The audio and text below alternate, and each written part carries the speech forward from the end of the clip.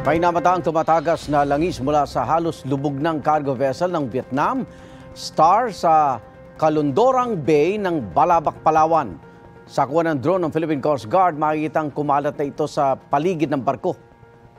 Naglatag ng oil boom ang PCG para makontrol ang pagkalat ng langis. Sumisid naman ang kanilang mga divers sa paligid ng barko para tingnan kung saan nagmumula ang tagas. Wala naman daw dapat ikatakot ayon kay PCG spokesperson Rear Admiral Arman Balilo. Ito'y magdi-dissipate under the heat of the sun o kaya dun sa environment ng karagatan. At kung sakali mang may mga ibang klaseng oil tumagas, nakahanda po yung ating mga tauhan sa Marine Environmental Protection Unit.